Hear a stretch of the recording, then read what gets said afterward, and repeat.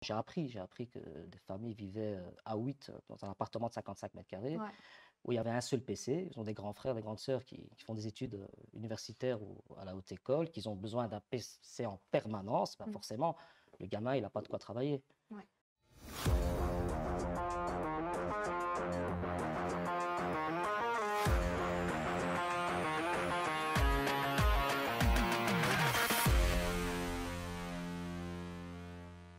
Bonjour tout le monde. Bonjour. Bonjour Hassan. Bonjour Ça Sarah. va, tu vas bien? Super, génial. Alors Hassan, tu es le directeur du Sippelberg Oui. et tu as ramené aujourd'hui avec toi Mon des membres équipe. de ton personnel. Tu peux les présenter? Voici Amine, éducateur, Myriam, directrice adjointe, et Philippe, directeur adjoint. Enchanté tout le monde. Merci beaucoup d'être là aujourd'hui pour nous partager vos retours d'expérience. Je pense que dans le chat, dans ceux qui nous regardent, il y a beaucoup d'écoles, de directeurs, de professeurs qui essaient un peu de trouver des réponses à leurs questions, essayer de voir comment chacun s'en est sorti durant cette période particulière. Alors Hassan, qu'est-ce que le confinement a rajouté comme challenge déjà que vous avez plus que d'habitude? Ben, il faut savoir d'abord que notre école, la Théorie du Spielberg, est une école à encadrement différencié. Mais qu'est-ce que ça veut dire ça? Encadrement différencié, anciennement on appelait ça école à discrimination positive, c'est-à-dire c'est des écoles qui sont fréquentées par des populations à milieux défavorisés. Ok, donc Sippelberg qui se trouve en fait au cœur de Molenbeek. Mais c'est surtout la population qui est fréquentée. Les élèves, l'indice socio-économique de l'élève sont faibles. Ah ben, l'école lutte contre la discrimination et forcément le gouvernement donne des subsides, budget en plus pour lutter contre les discriminations sociales. Ok, donc ça c'est une école à accompagnement À différencié. encadrement Qu'est-ce que, différencié. à encadrement différencié. Qu'est-ce que ça change concrètement pour vous? Ah ben, du coup, si on veut parler de la crise, la crise Covid, ça change énormément hein, parce que au niveau fracture numérique, on l'a vraiment senti. On l'a- Comment vous l'avez senti? Ben, l'année passée, au mois de mars, quand on est passé à du 100% distanciel, en sachant que la plupart des élèves, enfin pas la plupart, mais une grande partie, ne sont pas équipés numériquement, n'ont pas Internet chez eux à la maison, on a dû faire un recensement à ce niveau-là et ça nous a pris énormément, beaucoup de temps et un Génial. budget énorme derrière à avancer. Ok, c'est ça. Enfin, de notre côté à Molengeek, une des premières C'était collaborations à là, ce niveau-là. exactement. Non, on avait déjà collaboré avant. Mais je Et veux dire, puis, là, le premier geste venait justement de Molenbeek. On a fait un recensement. Ben, on a reçu plus ou moins, je pense, 37 PC portables qu'on a pu distribuer aux élèves. Et ensuite, comme je disais, beaucoup de familles n'avaient pas de connexion à Internet. Et là, heureusement, grâce à Proximus et Telenet, on a pu contacter les opérateurs et offrir le Wi-Fi génial. à certaines familles. Et par après, bon, au fur et à mesure, au mois de septembre, le gouvernement de la Fédération Wallonie-Bruxelles a octroyé un budget. Ce budget-là, ben, c'est des calculs, c'est un ratio qui a été calculé par rapport aux élèves, au nombre d'élèves qu'on a, deuxième et troisième degré. En ce qui nous concerne, nous, on a plus ou moins 460 élèves Ouais. et ça nous a donné un budget de 17 000 euros, 34 PC. Ok. Et par après, bon, on a eu aussi encore des ASBL qui nous ont fourni des PC reconditionnés. Enfin, le plus important, c'est le travail qui a été fait au niveau du recensement. Et pour ça, on a dû faire une enquête via un QR code pour voir quelles sont les familles qui ont besoin de PC. Ben, on avait de toutes sortes. Hein. Moi, je me souviens, enfin, tu parles de QR code, enfin, je me permets de te tutoyer puisque j'ai un peu suivi le projet. Tu parles de QR code et tout, mais en vrai, quand je regarde un peu des têtes familières autour de cette table, vous saviez, vous, en tant que membre de l'école, qui en avait vraiment besoin, qui a besoin de votre aide, enfin, vous connaissiez quand même. Ben, quand on a Ouais. 718 élèves, hein, enfin, moi, par exemple, j'ai appris que des familles vivaient à 8 dans un appartement de 55 mètres carrés Ouais. où il y avait un seul PC. Ils ont des grands frères, des grandes sœurs qui font des études universitaires ou à la haute école, qui ont besoin d'un PC en permanence. Ben, Mm. forcément, le gamin, il n'a pas de quoi travailler. Ouais. Et puis après, bon, il y en a qui s'en sortent un peu mieux, hein, mais on a beaucoup qui ne s'en sortent pas du tout. Et il faut savoir aussi qu'on a des élèves ce qu'on appelle les primo-arrivants, les CLAD. Eux, ils ont vraiment rien. Et là, il fallait faire un travail vraiment en amont. Oui. On parle des élèves, mais on parle aussi des professeurs qui ont dû très vite s'adapter à Exactement, la situation. exactement. Oui, on a aussi remarqué que beaucoup de professeurs, et la plupart des professeurs dinosaures ne sont pas à l'aise. Tu dis quoi, des professeurs dinosaures? Des professeurs, oui, pour pas dire, des professeurs chevronnés, hein, on va dire ça comme ça, qui ne se sentent pas à l'aise avec le Le matériel digital, informatique, ouais. le digital, il fallait les former, il fallait les accompagner, et aussi les élèves, hein, du jour au lendemain, passer à du 100% distanciel, même en hybridation, hein, et ne pas être coaché, ne pas être formé, ne pas savoir ce que c'est que l'hybridation, ben, ça aussi c'est très très difficile, il faut s'adapter à ça.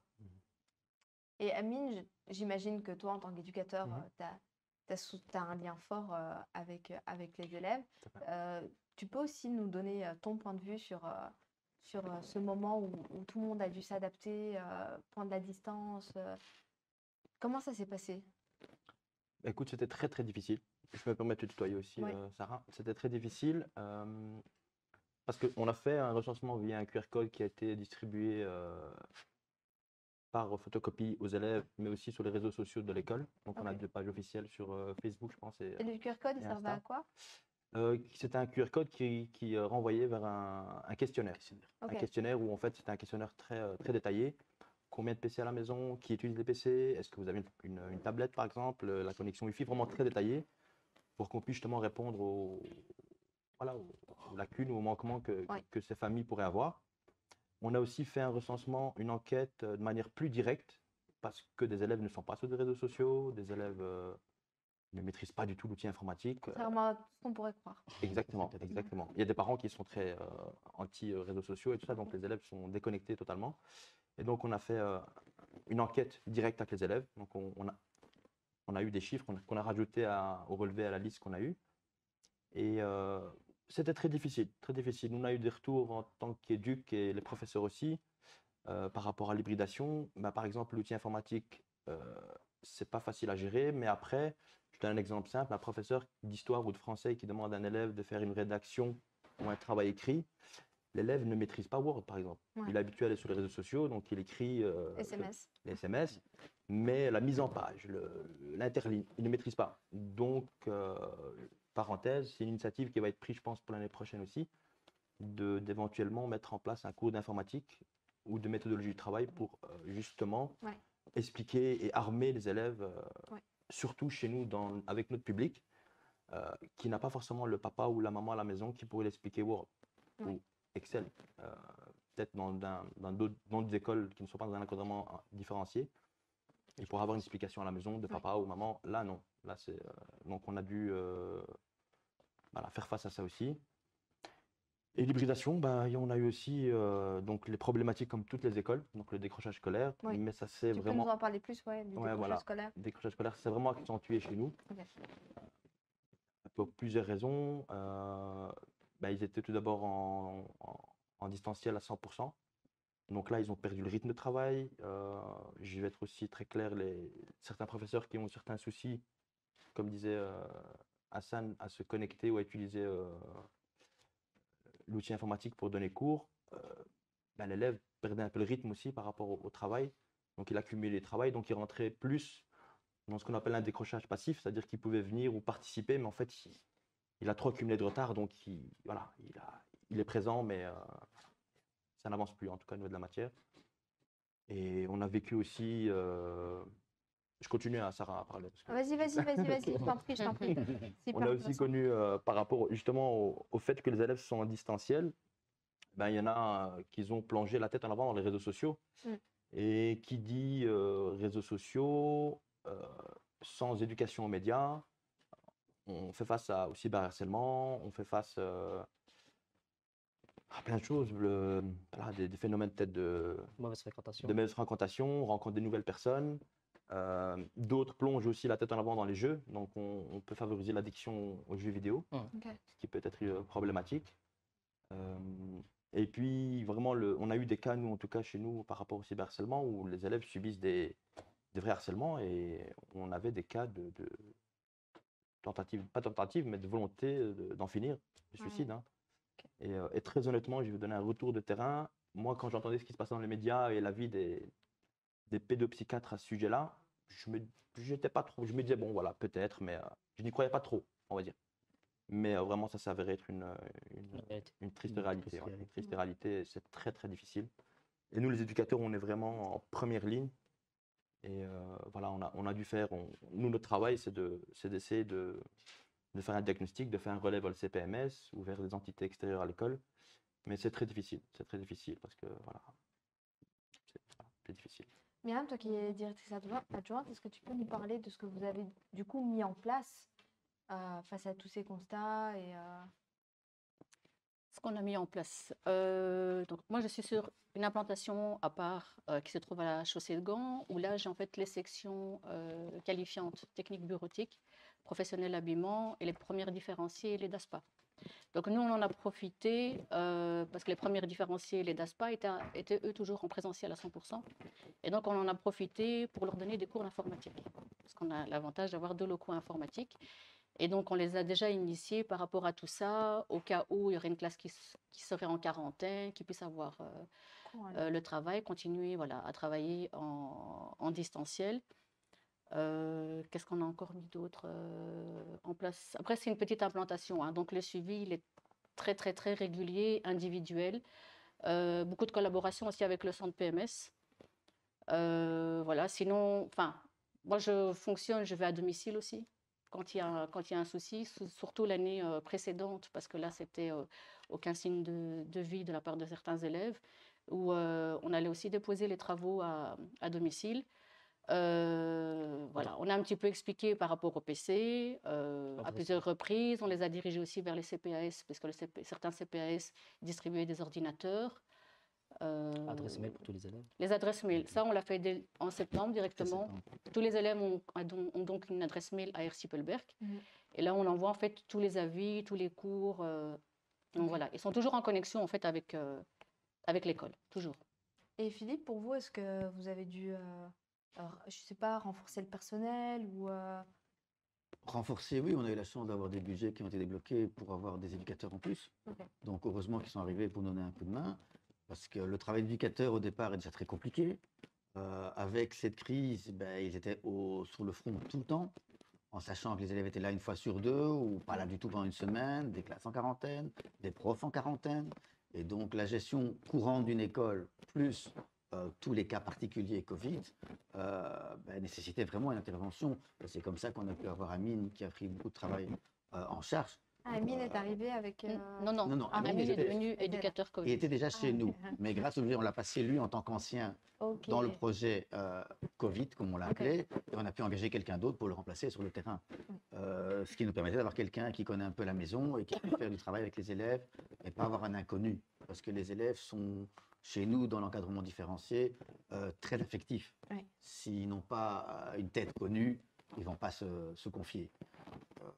Donc, voilà. C'était un côté plus rassurant. Ça a pu rassurer et c'est par là qu'on a eu des informations. Parce qu'ils ne nous disent pas. Oui, ils ont répondu au QR code. On savait qu'ils sont 6, 7 dans la famille qui vivent là. Mais on ne se rend pas toujours compte de la réalité. Et c'est après qu'on dit, oui, mais en fait, on est à 7, mais il y a 3 pièces. On dort à 5 dans la même chambre avec un PC. Ça, ils ne nous l'ont pas dit au départ. C'est vraiment après la relation de confiance qui s'est mise en place qu'on a pu se rendre compte qu'en fait, ils sont vraiment démunis. Et vous gardez contact via des appels?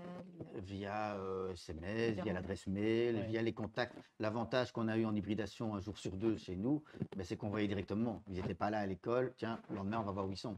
On essaie, quand on fait une semaine à la maison, une semaine à l'école, on n'a pas ce lien.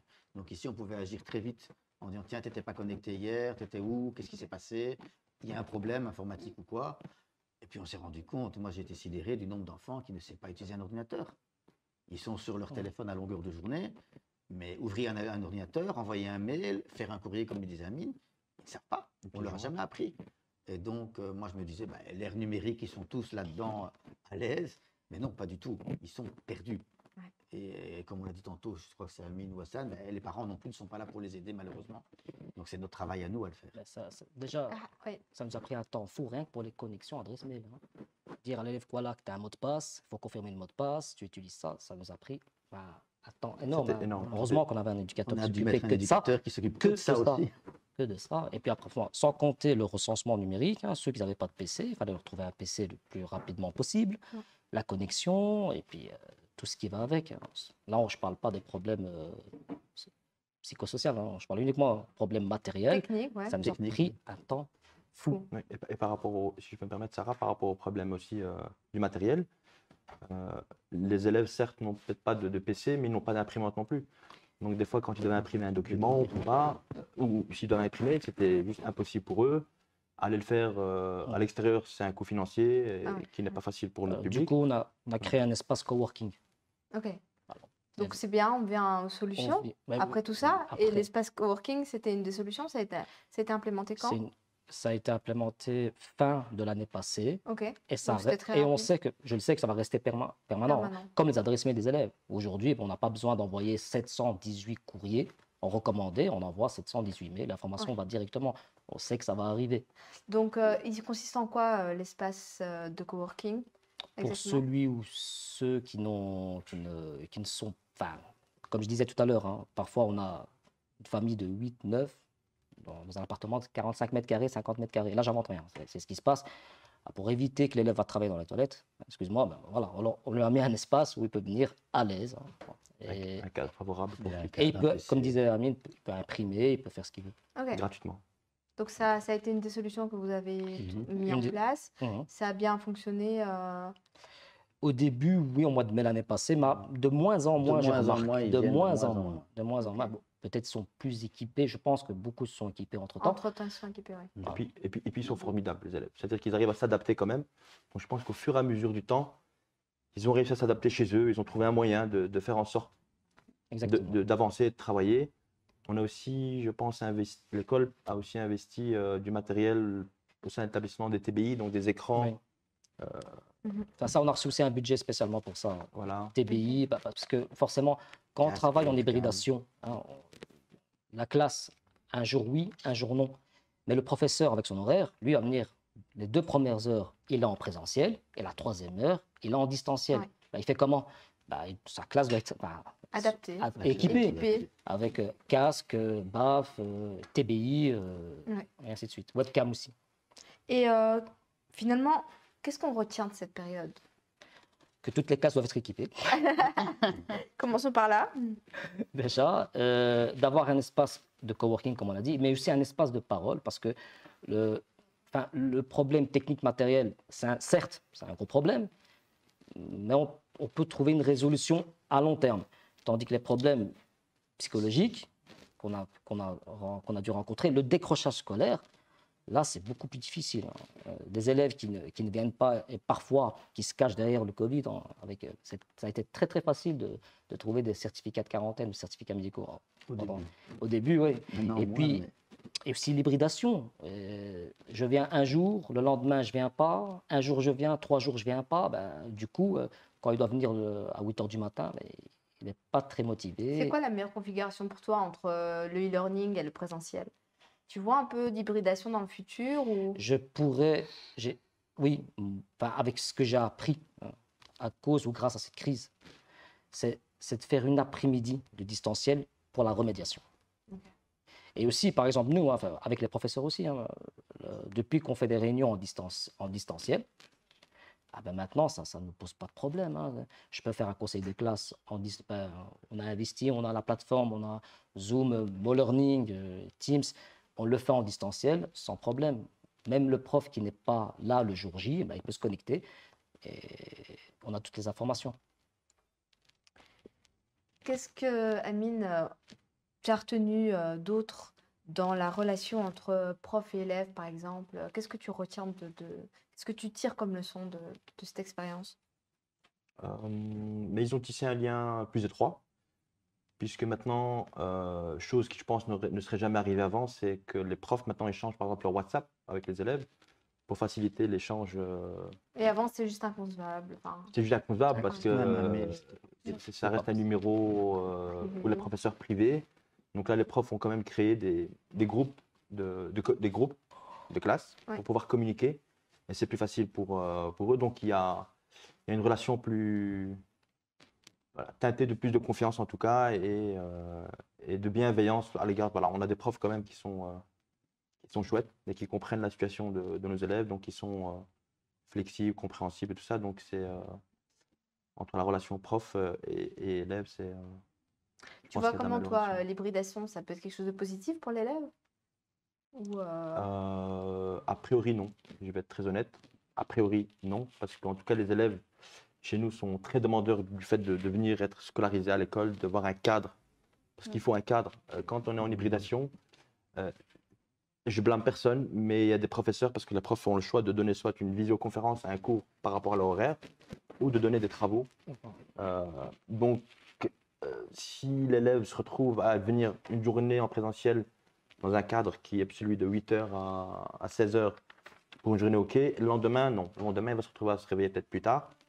La visioconférence, on a rencontré les professeurs ont rencontré des difficultés, par exemple, quand ils donnent cours, ben, un élève arrive en retard, se connecte en retard, interrompt le prof à des moments, coupe sa caméra, le prof. C'est très difficile de communiquer en visioconférence, de donner un vrai cours. Certains profs sont très très bons pour mettre un cadre en présentiel, parce qu'on est des humains, donc il y a la communication non verbale, il y a plein de choses qui font que le prof arrive à mettre un cadre. En visioconférence, c'est beaucoup plus difficile. Et qui dit communication un petit peu entravée, ben, compréhension plus difficile pour les élèves. Donc voilà, je pense Si que je peux simplement reprendre par rapport, en fait, ce qu'on a remarqué aussi, c'est qu'il faut un cadre, il faut aussi une organisation entre profs. Quand vous avez un prof qui donne vidéoconférence et l'autre, enfin un autre prof qui envoie des cours, des travaux à distance et que les élèves ils reçoivent une quantité de travaux à effectuer, on a eu beaucoup d'élèves en troisième degré, c'est-à-dire en cinquième, sixième, qui étaient prêts à abandonner parce qu'ils recevaient trop de travaux. Et parfois, il n'y avait pas de suivi, hein, dans le sens où je pense que s'il y a une organisation, un agenda prof pour la classe, ça aussi on l'a retenu. Et d'ailleurs, c'est ce qu'on a mis en place avec mon learning. Et là, ça va beaucoup mieux. Ben, le prof voit très bien que son collègue donne des travaux. À ce moment-là, ben, lui, il va donner autre chose, ou alors il va donner une vidéoconférence et ainsi de suite. Ok. Ça, c'est la certaine communication entre coordination. professeurs par rapport aux travaux des élèves, c'est vraiment c'est indispensable. Et qu'est-ce que vous avez continué à développer en termes d'innovation Ben, après cette période? On parlait du décrochage scolaire et du fait que les jeunes n'arrivent pas ou difficilement, ils ne viennent pas le matin à l'école. Qu'est-ce qu'on a mis en place? On a mis on appelait un coffee amarrage, amarrage organique. organic coffee, voilà, Ok. En plus, c'est bio. 100% bio, 100% bio, un peu style vintage à la new-yorkaise, hein, dans le hall d'entrée de l'école. Et il faut Trop bien. savoir que ceux qui ont travaillé là-dessus, le groupe d'élèves qui ont travaillé, c'est des élèves qui sont en décrochage scolaire. Ok. Et là, du coup, ils étaient là à 7h30 du matin. Hein. Donc en fait, c'est un café qui est à l'entrée de l'école, qui permet aux élèves de venir juste avant le début des cours, venir boire un café, se poser. Exactement. Ok. Un petit déjeuner. Un petit Un petit déjeuner. déjeuner. J'imagine que Jusqu'à 8h50. c'est payant ou Non, c'est gratuit. Totalement tout est gratuit Tout est gratuit. pour tous les Pour les élèves? élèves. Pour les Pour élèves. les Pour les Pour élèves. les élèves. Je me suis dit, je vais venir boire un café et tout. Non, ok. On veut bien t'inviter. On peut t'inviter, pas de Pour problème. les élèves, c'est Mais du coup, les élèves ils peuvent venir gratuitement prendre Ouais. leur petit déj le matin, se poser. Mhm. Et ça, c'est un projet qui a été développé par les élèves. Ou par les élèves qui sont en décrochage, enfin, par l'équipe éducative, Amarrage, qui vient de l'AFP, qui est un projet européen, FSE, Fonds social européen, Ok. qui lutte contre le décrochage scolaire. Et pour ça, moi, je reçois un budget aussi à côté de ça, ce qu'on appelle le budget PGAED, Mais vous avez budget encadrement imaginé différencié. mettre ça en place de manière complètement originale? Parce que c'est la première fois que C'est j'entends dû ça.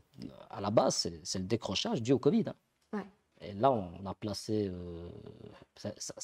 maintenant on l'a coupé hein, avec ce qui se passe, hein, je veux dire, avec la situation.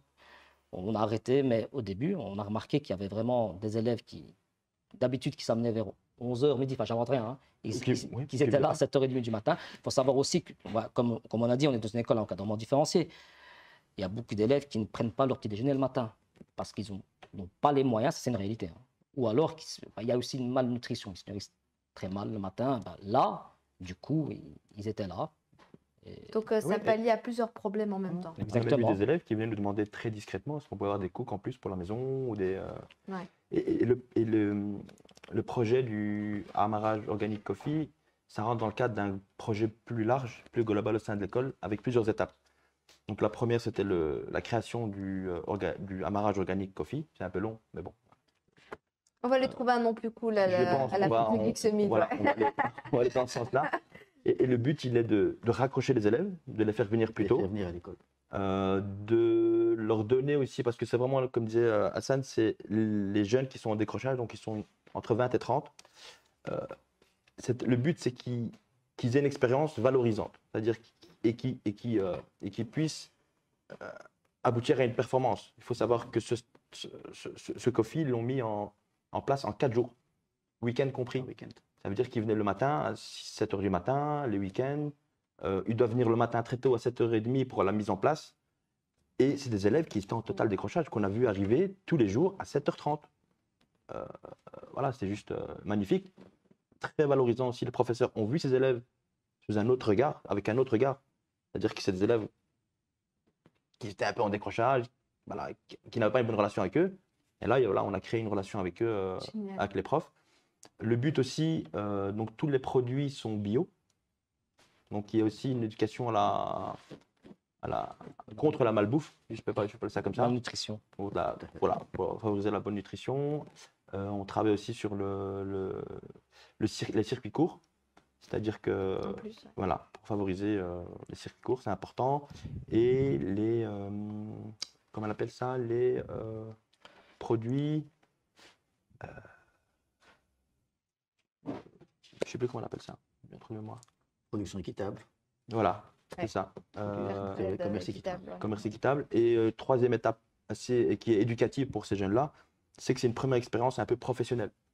Là, le programme Amarage, il a aussi le soutien, je pense, de Actiris et la Cité des métiers. C'est aussi une manière de leur faire donner une expérience, en fait, comme s'ils avaient un stage ou comme si, avec une responsabilité. Donc, chaque élève Chaque élève est responsable d'un poste. Il y en a un qui s'occupe des fruits, du Exactement. chocolat Il y a le chaud. professeur d'économie aussi qui collabore avec eux pour une mini-entreprise. Exactement. Enfin, un budget, Voilà. hein. Ça, c'est la première étape dans le projet du programme Amarage. Puis il y a la deuxième étape qui est le réaménagement d'un espace vert dans l'établissement. Ok. Donc, dans tout l'arrière, on a une école qui est avec énormément de potentiel. Donc, tout l'arrière, C'est bien dur. c'est un espace vert il y a un lac, il y a un Génial. petit lac. Mais voilà, il y a un projet qui est fait aussi avec le programme Amarage, c'est de réaménager cet espace pour avec plusieurs objectifs. Le premier, c'est de créer des cabanes en bois que les élèves vont construire eux-mêmes, qui seront un sas, comme un espace de sas, où justement, l'année prochaine, ou dès que ce sera mis en place, les éducateurs qui sont en première ligne, pour avoir un cadre favorable, pour avoir une discussion interpersonnelle avec l'élève, ce sera plus cool comme endroit que se retrouver dans une classe où... En gros, quand l'élève fait des bêtises, au lieu d'envoyer à l'étude, on l'envoie au SAS. Voilà, et il y a aussi un deuxième point qui est ce qu'on va mettre en place, c'est ce qu'on appelle des passeports verts, c'est-à-dire l'élève qui sera en exclusion ou en renvoi, ou à l'étude. Donc il y a 3 points. Celui qui est exclu ou qui est en renvoi, avec un passeport vert, il devra aller dans l'espace vert. Dans l'espace vert, il y a un to-do list, et il devra accomplir les tâches qu'il faut faire pour l'entretien de l'espace vert. Et puis il y a les élèves aussi à l'étude, qui seront à l'étude, qui pourront y aller de manière volontaire, pour participer aussi à la rénovation de leur école, au raménagement de leur école. Et c'est aussi pour but de décongestionner un peu l'étude, que ça ne reste pas un endroit où les élèves se retrouvent. En tout cas, sur Twitch, Voilà. on valide, on nous dit c'est excellent, voilà.